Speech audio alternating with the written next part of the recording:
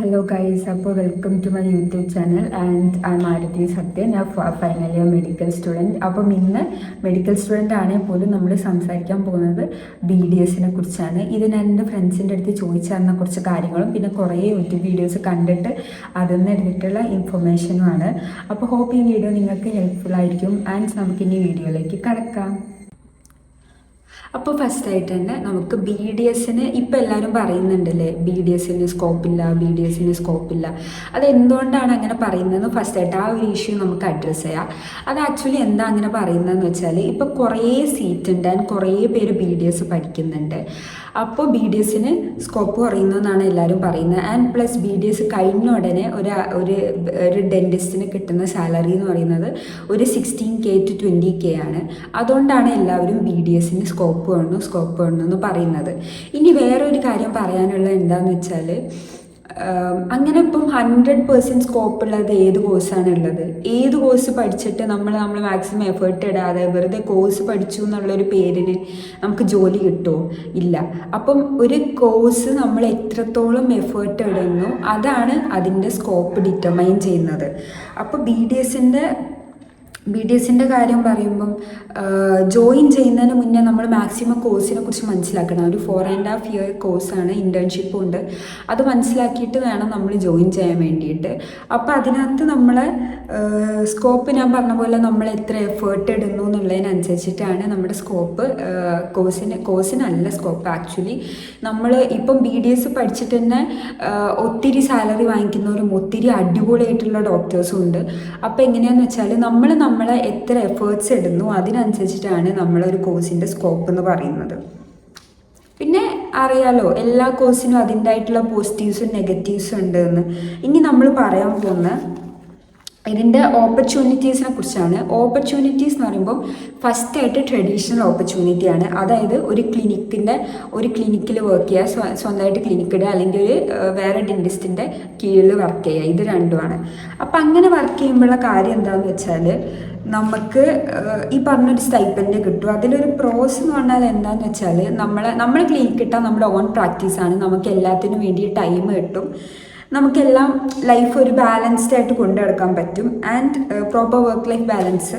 പിന്നെ കോൺസ് പറഞ്ഞാൽ എന്താണെന്ന് വെച്ചാൽ, നമ്മൾ അണ്ടർ എ പേഴ്സൺ ആണ് വർക്ക് ചെയ്യുന്നതെന്ന് വെച്ചാൽ ഫിനാൻഷ്യലി നമുക്ക് ഭയങ്കര കഷ്ടപ്പാടായിരിക്കും. നമ്മൾ വിചാരിച്ച ലെവലിൽ എത്താൻ ഭയങ്കര കഷ്ടപ്പാടായിരിക്കും. രണ്ടാമത്തത് ഒബ്വിയസ്ലി MDS ആണ്, സ്പെഷ്യലൈസേഷൻ. അപ്പം 9 സ്പെഷ്യലൈസേഷൻസ് ഉണ്ട് കേട്ടോ ഇതിനകത്ത്. അപ്പോൾ MDS എന്ന് പറഞ്ഞാൽ നമ്മുടെ സ്റ്റൈപ്പൻഡ് പഠിക്കുമ്പോൾ കിട്ടുന്നതാണ് ഒരു 58K to 68K. ഫീ അതിനേക്കാളും എത്രയോ കുറവായിരിക്കും. പക്ഷേ കോൺസ് എന്താണെന്ന് വെച്ചാൽ, വീണ്ടും നമ്മൾ ആ പ്രൊസീജിയറിലൂടെ കടന്നു പോകണം, വീണ്ടും ആ ടെൻഷനിലൂടെ കടന്നു പോകണം. അതായത് വീണ്ടും നമ്മൾ നീറ്റ് എഴുതണം. ഒരു വട്ടം നീറ്റ് എഴുതിയപ്പോൾ നമുക്ക് എന്തോരം ടെൻഷൻ ഉണ്ടായിട്ടുണ്ട്, അതേ കാര്യം നമ്മൾ ചെയ്യണം. പക്ഷെ ഒബ്വിയസ്ലി നമ്മൾ ഹാർഡ് വർക്ക് ചെയ്യാതെ റിസൾട്ട് കിട്ടില്ലല്ലോ. ആൻഡ് അത് കഴിഞ്ഞിട്ട് 1 year SRship കമ്പൽസറി ആണ്. പക്ഷെ ഒരു 75K സ്റ്റൈപ്പൻഡ് ഉണ്ടാവും. ഇത് കഴിഞ്ഞ് നമ്മൾ ഇറങ്ങുമ്പോൾ മിനിമം നമുക്ക് 40K ഉറപ്പായിട്ടും കിട്ടും ഒരു MDS കഴിഞ്ഞിട്ട് ഇറങ്ങുമ്പം. ഇനി അടുത്തതാണ് എമേർജിങ് കരിയർ. ഈ BDSനകത്ത് തന്നെ കുറച്ച് എമേർജ് ചെയ്യുന്ന കരിയർ ഉണ്ട്. അതാണ് നമ്മുടെ public health industry, dental tourism, dental entrepreneurship. അപ്പം ഇതിനെക്കുറിച്ചൊക്കെ നിങ്ങൾ ഡീറ്റെയിൽ ആയിട്ട് അറിയണമെങ്കിൽ നിങ്ങൾ എൻ്റെ വീഡിയോൻ്റെ താഴെ കമൻറ്റ് ചെയ്യുക. അപ്പോൾ അടുത്ത വീഡിയോ ഞാൻ ഇത് ചെയ്യുന്നതായിരിക്കും. അപ്പം 4ാമത്തെ networking and skills development workshop. അത് നമ്മൾ കുറച്ച് വർക്ക്ഷോപ്പൊക്കെ ചെയ്തിട്ട് നമ്മുടെ സ്കിൽസ് ഇങ്ങനെ ഡെവലപ്പ് ചെയ്തുകൊണ്ടേയിരിക്കും. അപ്പം നമുക്ക് നല്ല സാലറി, നല്ല ജോലിയൊക്കെ കിട്ടും. ആൻഡ് പ്ലസ് വേറൊരു ഓപ്ഷൻ വരുന്നത് എന്താണെന്ന് വെച്ചാൽ, എല്ലാവരും പറയും BDS കഴിഞ്ഞ ഉടനെ പുറത്തു പോയാൽ ഭയങ്കര സ്കോപ്പാണ്.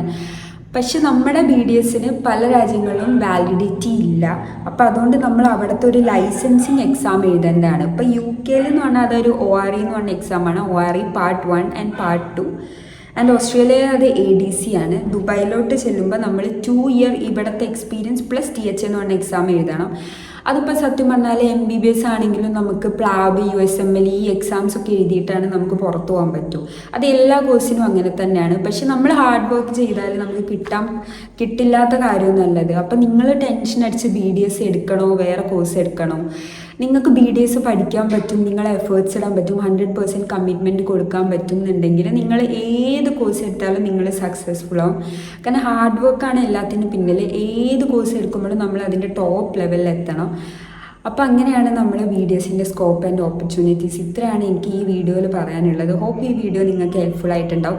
പിന്നെ വേറൊരു കാര്യം പറയാനുള്ളത് എന്താണെന്ന് വെച്ചാൽ, ഞാൻ ഈ വീഡിയോസൊക്കെ ചെയ്യുമ്പം ഒത്തിരി എഫേർട്ട് എടുത്തിട്ടാണ് ചെയ്യുന്നത്. അതായത് കുറേ ടൈം എടുത്തിട്ട്, നിങ്ങൾക്ക് അറിയാമല്ലോ ഞാൻ ഒരു ഫൈനൽ ഇയർ മെഡിക്കൽ സ്റ്റുഡൻ്റ് ആണ് ആൻഡ് കുറേ ടൈമൊക്കെ എടുത്തിട്ടാണ് ചെയ്യുന്നത്. അപ്പോൾ മാക്സിമം നിങ്ങളെ സപ്പോർട്ട് വേണം എനിക്ക്. അതായത് നിങ്ങൾ സബ്സ്ക്രൈബ് ചെയ്യണം, ലൈക്ക് ചെയ്യണം, കമൻറ്റ് ചെയ്യണം ആൻഡ് ഷെയർ ചെയ്യണം. അപ്പോൾ ഇത് ഹെൽപ്ഫുൾ ആയിട്ടുണ്ടെങ്കിൽ ഈ പറഞ്ഞ കാര്യങ്ങളൊക്കെ നിങ്ങൾ ചെയ്യുക. അപ്പോൾ ശരി, ടാറ്റാ.